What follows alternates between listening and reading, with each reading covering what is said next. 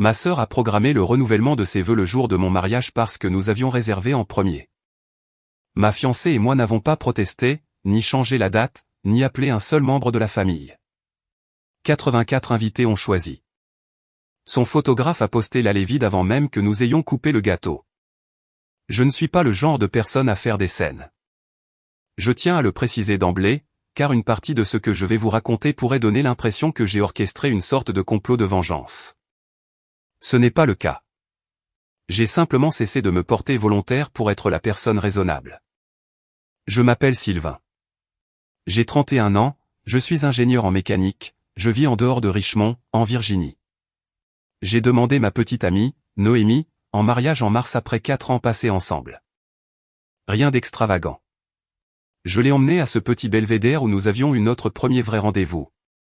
Je me suis agenouillé dans la boue parce qu'il avait plu ce matin-là et que je n'y avais pas pensé, et elle a dit oui avant même que je sorte la bague de ma poche.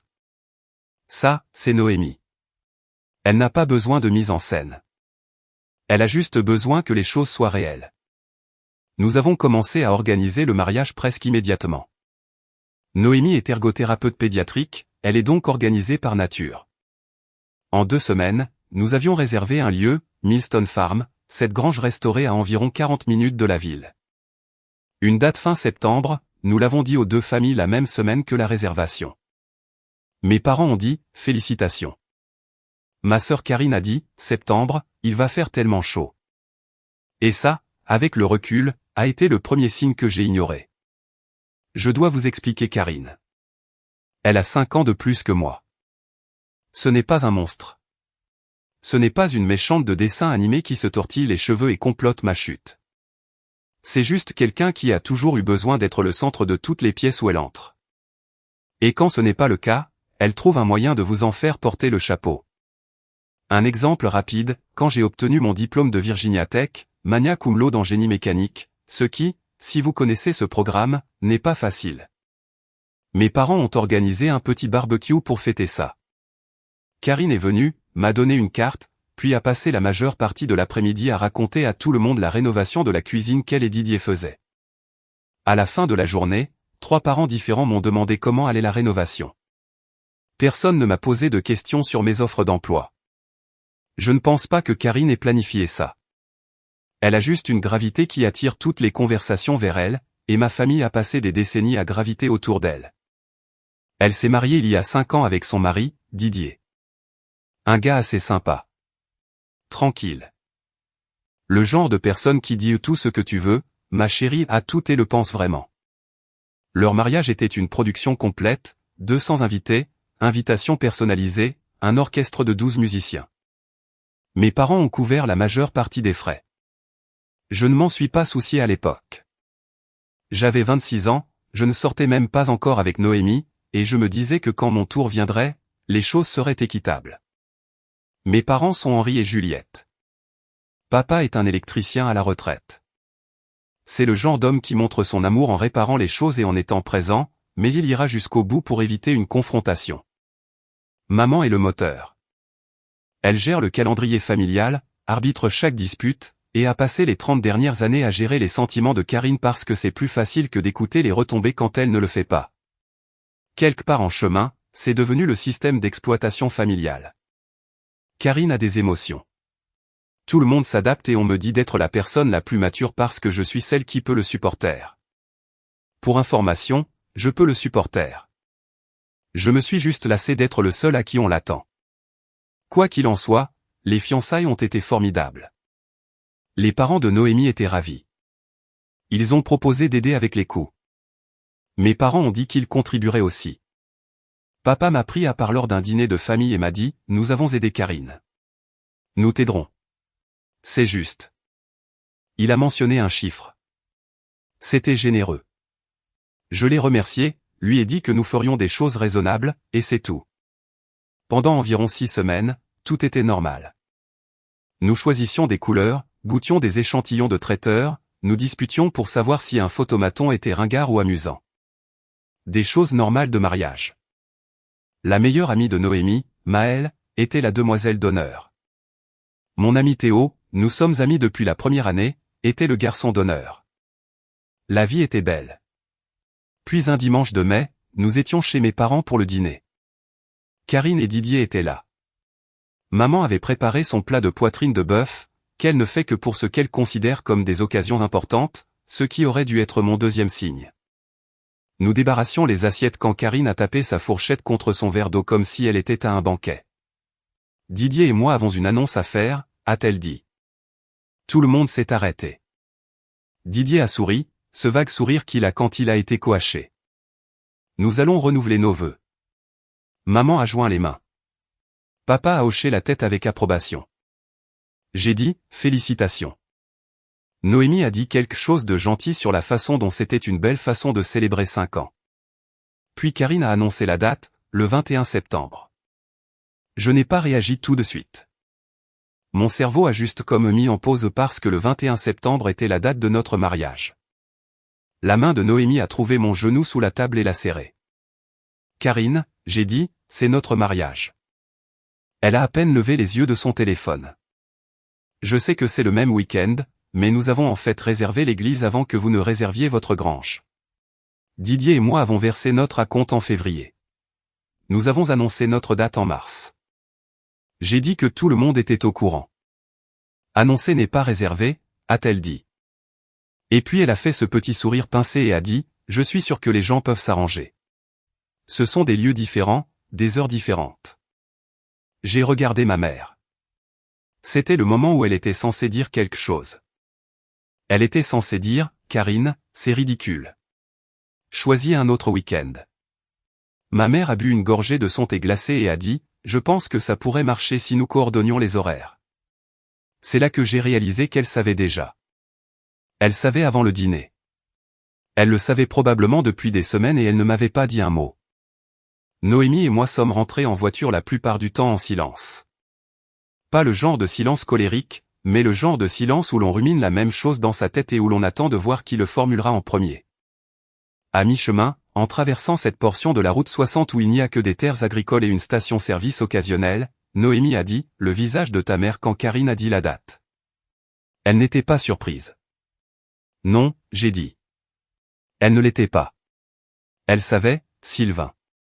Elle est restée assise là et a laissé ta sœur l'annoncer comme si c'était une nouvelle, et elle savait déjà. Oui. Noémie a regardé par le pare-brise pendant un autre kilomètre. Puis elle a dit, alors, qu'est-ce qu'on fait? J'y ai réfléchi longtemps, plus longtemps que la question ne le méritait probablement. J'ai regardé la route et j'ai repensé à toutes les fois où on m'avait demandé de m'effacer, de faire de la place, d'être raisonnable, puis j'ai dit, rien pour l'instant. Au cours des 2 semaines suivantes, j'ai essayé la voie directe. J'ai appelé Karine et lui ai demandé si elle envisagerait de déplacer le renouvellement de ses vœux d'une seule semaine. Elle a répondu que l'église n'avait que ce samedi-là de disponible pour les 3 prochains mois. J'ai demandé si elle avait cherché d'autres lieux.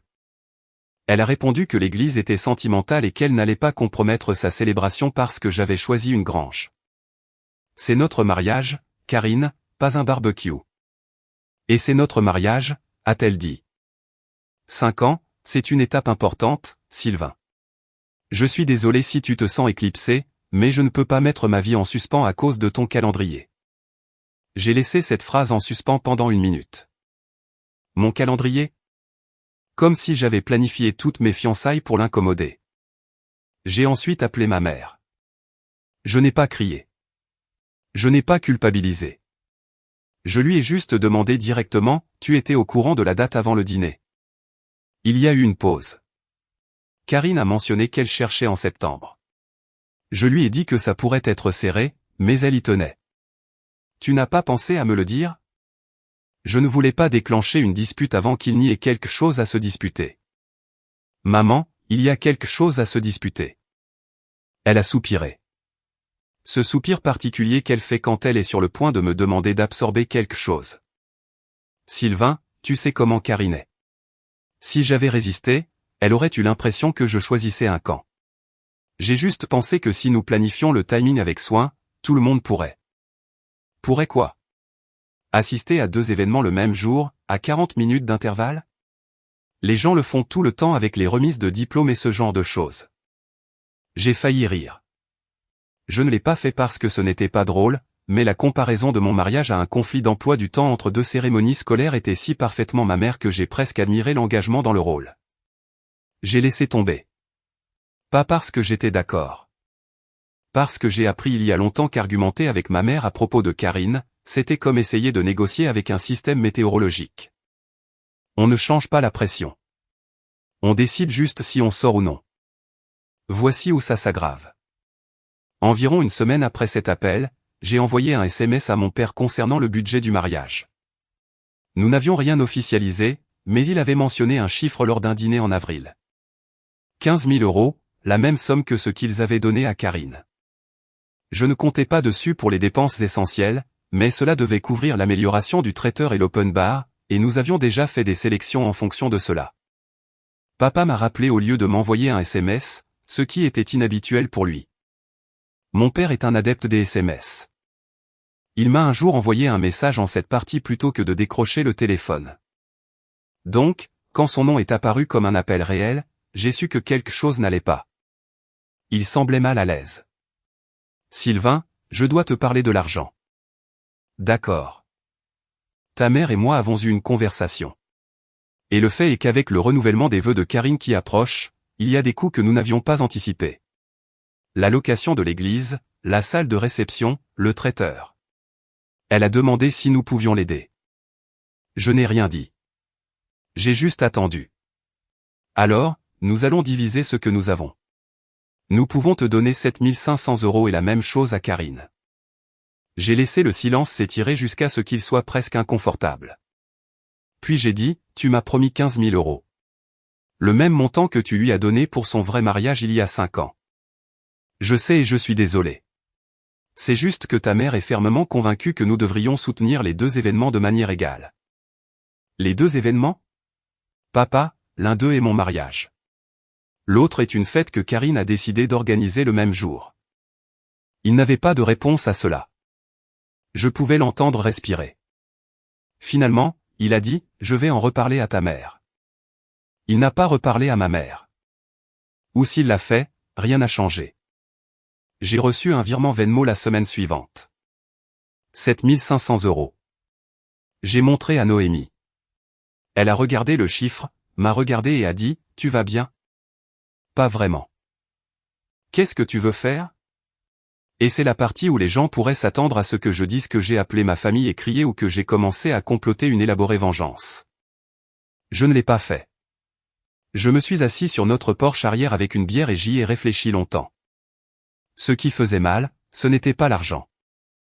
Je veux dire, l'argent faisait mal, mais le vrai problème, c'était le calcul derrière. Mes parents ont donné 15 000 € à Karine pour son mariage. Maintenant, ils lui donnaient 7 500 € supplémentaires pour le renouvellement de ses vœux. Ça fait 22 500 € au total.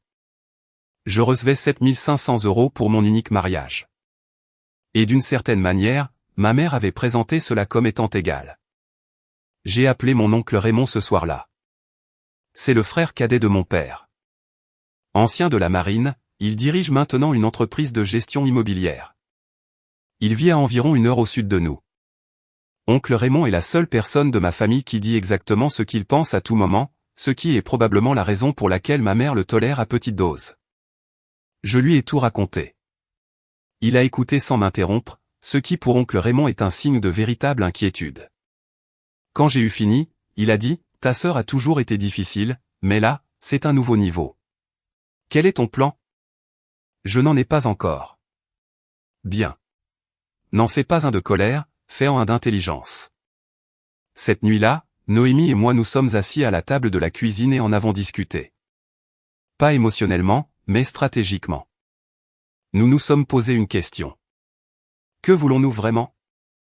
Nous ne voulions pas de vengeance. Nous ne voulions pas nous battre.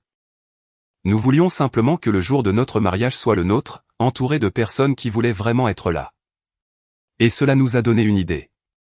C'était simple, presque bêtement simple. Nous n'allions faire de lobbying auprès de personne.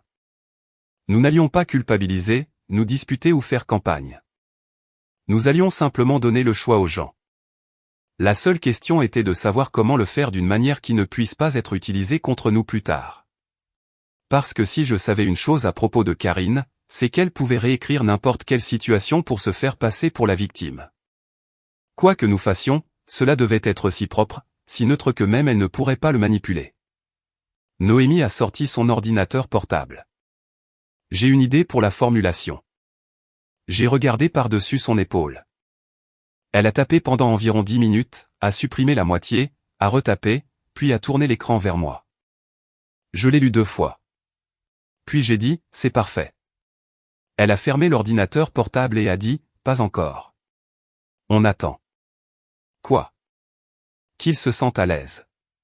Pour l'instant, Karine pense qu'elle a gagné. Laissons-la penser ça un moment. J'ai épousé la bonne femme. Vraiment. Pendant le mois et demi suivant, Noémie et moi avons fait quelque chose qui a rendu Théo absolument fou. Nous avons agi tout à fait normalement. Nous sommes allés au dîner de famille. Nous avons souri. Quand Karine a évoqué le renouvellement de ses vœux, ce qu'elle faisait constamment, nous montrant des échantillons de tissu et hésitant entre 2 nuances d'ivoire presque identiques, nous avons hoché la tête poliment. Quand ma mère a mentionné qu'elle aidait Karine à coordonner le menu de la réception, j'ai dit que cela semblait sympa. Quand Didier a demandé si j'étais d'accord avec tout, je lui ai tapé sur l'épaule et j'ai dit, tout va bien, mec. Il y a eu un dîner en particulier qui m'a mis à l'épreuve. Karine a apporté son ordinateur portable et a affiché les photos des événements de l'église sur leur site web, faisant défiler des images de mariages précédents qui s'y étaient tenus. Regardez ces plafonds, a-t-elle dit. Vous ne pouvez pas avoir ça dans une grange. Elle ne m'a pas regardé quand elle l'a dit, mais elle n'en avait pas besoin. Ma mère a murmuré quelque chose sur l'architecture qui était magnifique. Noémie m'a serré la main sous la table. Notre signal pour « j'utilise chaque muscle de mon corps pour ne rien dire ». Et j'ai demandé si quelqu'un voulait plus de salade. Théo n'arrêtait pas de m'envoyer des SMS du genre « Mec, quand vas-tu dire quelque chose ?» Et je jure que si tu laisses passer ça, j'organise une intervention. Je lui ai dit de me faire confiance. Il a dit qu'il le faisait, mais que c'était physiquement douloureux à regarder. En coulisses, Noémie et moi faisions 2 choses. Premièrement, nous avons ajusté notre budget de mariage. Le manque de 7 500 € signifiait que nous devions réduire l'open bar au vin et à la bière seulement et opter pour le forfait traiteur plus simple. Ça a fait mal, mais nous nous en sommes sortis. Les parents de Noémie ont discrètement proposé de couvrir la différence. Nous les avons remerciés et avons accepté. J'ai pris note mentalement que les premières personnes à proposer de l'aide sans qu'on leur demande n'étaient pas celles qui avaient fait des promesses. Deuxièmement, nous avons finalisé notre plan de communication avec les invités. Voici ce que les gens ne réalisent pas dans une situation comme celle-ci. Quand quelqu'un de votre famille fait quelque chose d'aussi flagrant, il compte sur un scénario précis. Ils s'attendent à ce que vous vous mettiez en colère, fassiez des demandes, lanciez des ultimatums, appeliez des proches pour vous plaindre. Ensuite, ils peuvent dire à tout le monde que vous êtes dramatique, contrôlant ou égoïste. Toute la stratégie dépend de votre réaction. Alors, nous n'avons pas réagi. Nous avons redirigé. Début août, environ 7 semaines avant les 2 événements, Noémie et moi nous sommes assis et avons dressé la liste complète des invités. Entre notre mariage et le renouvellement des vœux de Karine, il y avait environ 90 personnes qui avaient été invitées aux 2. Famille élargie, amis communs, cercle social de mes parents. 90 personnes qui étaient sur le point de recevoir 2 invitations pour le même samedi. Nous avons composé un message, pas de message groupé, pas de mail en masse. Nous avons utilisé le site web de notre mariage et envoyé des messages individuels via le système de RSVP, personnalisé avec le nom de chaque invité.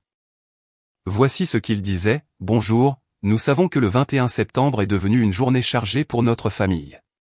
Le renouvellement des vœux de Karine et Didier et notre mariage ont lieu ce samedi-là et nous comprenons parfaitement si vous devez choisir entre les 2. Nous vous aimons et voulons que vous soyez là où vous serez le plus heureux. Pas de pression, pas de rancune de toute façon. Voici notre lien RSVP si vous souhaitez vous joindre à nous à Millstone Farm. Nous serions ravis de vous y voir, mais nous vous aimerons de toute façon. » C'était tout. Aucune mention du conflit, pas d'historique, pas de culpabilité, juste une reconnaissance et un lien. Nous ne l'avons pas envoyé à mes parents. Ils avaient déjà clairement fait connaître leur position en finançant les 2 événements et en refusant d'intervenir. Nous avons supposé qu'ils iraient chez Karine. C'était bien. Nous ne l'avons envoyé à personne du côté de Didier puisque ses invités n'étaient pas invités à notre mariage de toute façon. Nous n'avons contacté que la liste d'invités partagés, le groupe de personnes qui avaient reçu les 2 invitations. Puis nous avons attendu. Pendant ce temps, Karine était en pleine production. Elle avait engagé un photographe. Elle avait réservé un quatuor à cordes. Elle avait commandé des centres de table. Ma mère l'aidait avec le plan de table. Chaque dîner du dimanche était un compte rendu des progrès du renouvellement des vœux. Et chaque dîner du dimanche, j'étais assis là à manger du pot-au-feu et à ne rien dire de ce que nous avions fait. Noémie mérite un prix pour avoir gardé son sérieux pendant ses dîners. Il y a eu un soir où Karine montrait à tout le monde les programmes qu'elle avait fait imprimer et Noémie m'a regardé de l'autre côté de la table avec cette petite expression que moi seul pouvais lire. Elle disait en gros, je vais exploser si elle dit encore un autre jour spécial. À la mi-août, les RSVP arrivaient. Je vérifiais les chiffres tous les soirs. Pas de manière obsessive, juste avec curiosité, comme si je regardais une expérience se dérouler. Le schéma était clair presque immédiatement. À la fin de la première semaine, nous avions 42 invités confirmés. À la fin de la deuxième semaine, c'était 61. Les gens répondaient rapidement, ce qui m'a appris quelque chose. Ils attendaient la permission de choisir, et notre message leur l'avait donné sans les faire se sentir coupables. Karine, apparemment, ne suivait pas ses RSVP avec la même attention. Ou si elle le faisait, elle ne le disait à personne. Elle publiait toujours des mises à jour de planification sur Instagram avec des légendes comme 6 semaines avant notre jour spécial avec un emoji cœur. Elle a mentionné lors d'un dîner que tout le monde était si excité et qu'elle avait eu des nouvelles de plein de gens. J'ai juste hoché la tête et passé les haricots verts. Théo est venu un samedi pour m'aider avec des travaux de jardinage et je lui ai montré le nombre de RSVP. Il a fixé l'écran pendant 10 bonnes secondes. Mec, a-t-il dit, combien en a Karine ? Aucune idée, mais il y a 90 personnes sur la liste partagée. Nous en avons 67 confirmées jusqu'à présent. Il a fait le calcul dans sa tête. Alors, elle en a quoi, peut-être 20 au mieux. Si toutes les personnes qui ne nous ont pas répondu vont à la sienne. Oui. Il s'est assis sur les marches du porche et m'a regardé comme si je venais de lui montrer un tour de magie. Tu n'as appelé personne. Pas une seule personne. Tu n'as pas dit du mal d'elle. Non. Tu as juste demandé aux gens de choisir. Nous avons demandé aux gens d'aller là où ils seraient le plus heureux. Il secoua lentement la tête. Ta fiancée est terrifiante et je le dis comme le plus grand des compliments. 3 jours avant la date limite des RSVP, Karine m'a envoyé un SMS. C'était décontracté, presque amical. Salut, j'espère que l'organisation du mariage se passe bien. J'ai hâte pour le grand week-end. Ça va être tellement amusant d'avoir 2 célébrations. Puis un deuxième SMS. Bonne chance avec ton petit truc. Ton petit truc. J'ai montré à Noémie. Elle l'a lu, a posé le téléphone et est retournée à la rédaction des cartes de remerciement pour les cadeaux anticipés. Ça ne vaut pas l'énergie, a-t-elle dit. Elle avait raison. Les chiffres allaient dire tout ce que nous n'avons pas dit. La date limite des RSVP a expiré un mardi soir à minuit. Je sais que c'est un détail bizarre à retenir, mais j'étais de toute façon debout à terminer un rapport de projet pour le travail, alors j'ai rafraîchi la page une dernière fois avant de me coucher. 84 invités confirmés. Sur environ 90 personnes sur la liste partagée, 84 avaient répondu à notre mariage. J'ai fait le calcul lentement parce que je voulais m'assurer de ne pas me tromper. Si la plupart des 6 restants se rendaient à l'événement de Karine, et que vous ajoutiez le côté de Didier de la liste d'invités, peut-être 15 ou 20 personnes de sa famille et de ses amis, elle se retrouvait avec environ 20 à 25 personnes au total. Pour un événement qu'elle avait planifié comme un second mariage. Je suis resté assis là pendant 1 minute à fixer le chiffre. Je ne me sentais pas victorieux. Ce n'est pas le bon mot. Je ressentais quelque chose de plus calme que cela. Validé, peut-être, comme si les gens dans nos vies avaient vu la situation clairement sans que personne n'ait à leur expliquer. Je me suis couché et j'ai dit à Noémie le matin.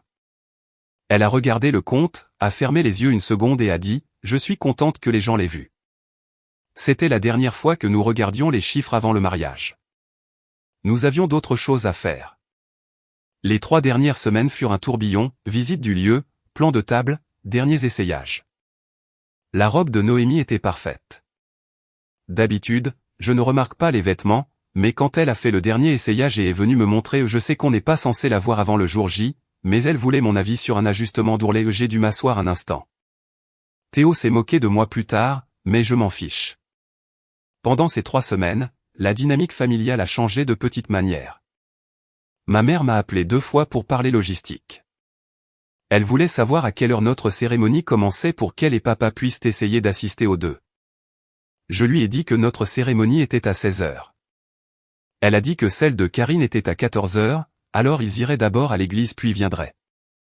C'est à vous de voir, maman. Je ne veux juste pas que quiconque se sente exclu. Personne n'est exclu. Tout le monde a été invité aux deux. Les gens vont là où ils veulent aller. Elle est restée silencieuse un instant, puis elle a dit, tu sais, certains des cousins ont dit à Karine qu'ils ne pouvaient pas venir au renouvellement. Elle en a été contrariée. J'ai failli demander combien, mais je me suis retenu. Ce n'était pas mes affaires et, plus important encore, ce n'était pas mon problème. Je suis désolé d'entendre ça, ai-je dit, et j'en suis resté là. Mon oncle Raymond m'a appelé la même semaine. Il avait répondu à notre invitation de mariage dans les 20 minutes suivant la réception de notre message en août. Il m'a dit qu'il avait entendu par le bouche à oreille familial que les chiffres de Karine n'étaient pas géniaux. À quel point pas géniaux? Ta tante Lynn m'a dit que Karine l'avait appelé en pleurant parce que la moitié de la famille avait choisi ton mariage. Elle dit que tu as empoisonné tout le monde contre elle. J'ai envoyé un message, oncle Raymond, un message poli. Je sais. Je l'ai lu. C'était le couteau le plus poli que j'ai jamais vu. Il a ri. Elle dit à ta mère que tu as mené une campagne de dénigrement.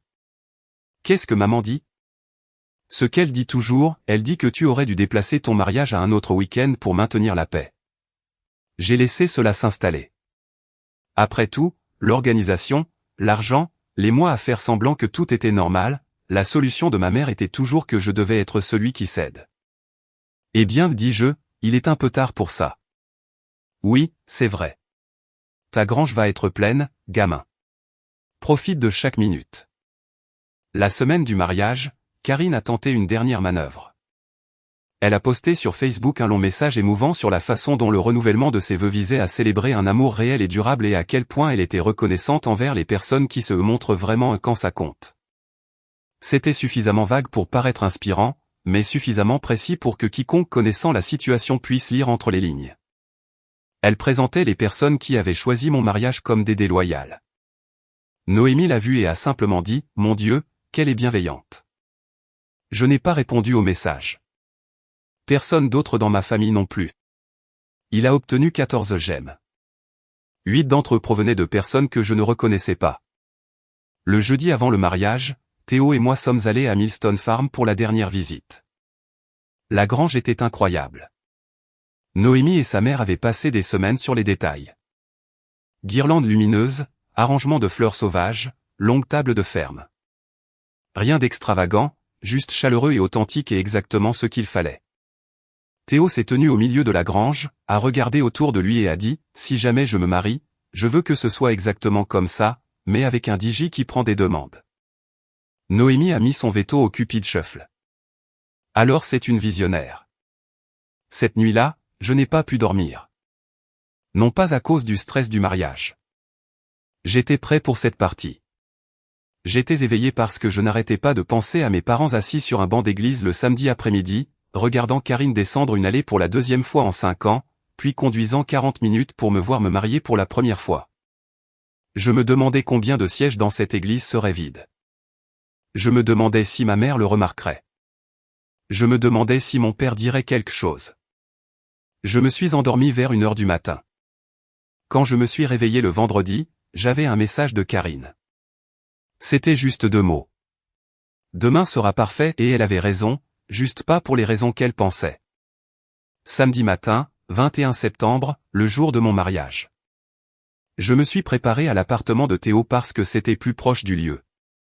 Nous avons enfilé nos costumes, nous nous sommes disputés à propos des pochettes et avons mangé des tacos de petit déjeuner d'un camion de nourriture que Théo avait insisté pour trouver. À 8 heures du matin, le temps était frais et clair. Début des 20 degrés Celsius, le genre de journée où tout dehors semble avoir un filtre. Noémie m'a envoyé une photo à midi, juste sa main tenant une tasse de café avec future madame peint dessus. Sa mère la lui avait donnée ce matin. J'ai renvoyé une photo de Théo essayant de repasser sa chemise sur le comptoir de la cuisine. Elle a renvoyé un emoji riant puis à bientôt à l'hôtel, ingénieur. À 14 heures, alors que nous chargions la voiture de housse de vêtements et de paniers cadeaux, le renouvellement des vœux de Karine commençait à l'église Grace Community. Je le sais parce que ma mère m'a envoyé une photo des bancs. Je ne pense pas qu'elle ait voulu que ce soit significatif. C'était une de ces choses automatiques de maman, partageant le moment. Mais sur la photo, je pouvais voir l'église. Les décorations étaient magnifiques. Rose blanche, bougies, un tapis le long de l'allée centrale, et les bancs étaient principalement vides, pas complètement vides. Il y avait des gens là, peut-être 2 douzaines au maximum, dispersés en petits groupes, mais l'église pouvait accueillir 180 personnes, et les vides étaient évidents. Des rangées entières avec rien d'autre que des programmes posés dessus. J'ai regardé la photo longtemps. Puis j'ai mis mon téléphone dans ma poche. Ça va, a demandé Théo. Oui, ai-je dit. Allons nous marier. Le mariage était tout ce que nous voulions. 84 invités ont rempli la grange de Millstone Farm, et cela semblait exactement juste. Ni écrasant, ni clairsemé, juste plein de gens qui voulaient sincèrement être là. Noémie a descendu l'allée au son d'une version corde d'une chanson que nous avions choisie ensemble. Et je ne vais pas prétendre que je suis resté impassible parce que ce ne fut pas le cas.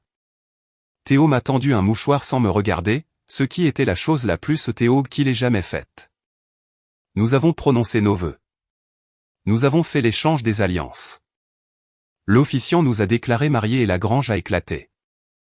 Pas de manière hollywoodienne, juste de cette manière honnête où tout le monde applaudit et votre tante pleure déjà et quelqu'un au fond siffle trop fort. C'était parfait. La réception fut incroyable. Les parents de Noémie ont porté un toast qui a fait rire puis pleurer tout le monde.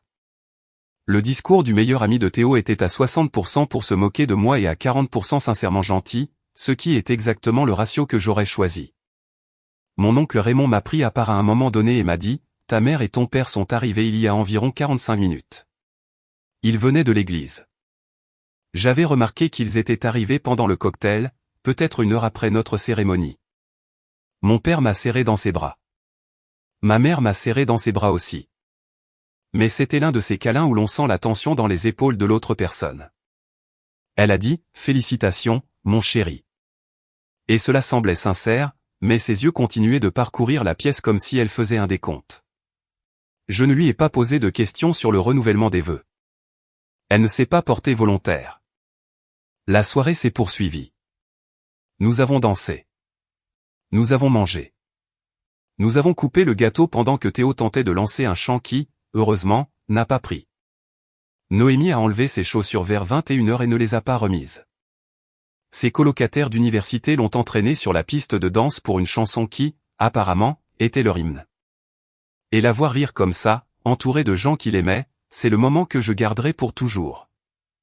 Vers 22 heures, alors que la réception battait encore son plein, Théo m'a montré quelque chose sur son téléphone. Il avait été tagué dans une publication par quelqu'un qui suivait le photographe de Karine sur Instagram.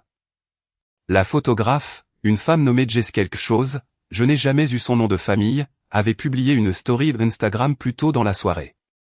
C'était une photo de l'intérieur de l'église, l'allée, les fleurs, les bougies, magnifiquement composées et des sièges principalement vides.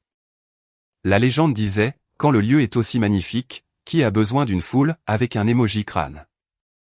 Je pense que la photographe pensait sincèrement être drôle. Je ne pense pas qu'elle avait la moindre idée du contexte, mais quelqu'un de notre cercle élargi l'a vue, en a fait une capture d'écran et l'a fait circuler.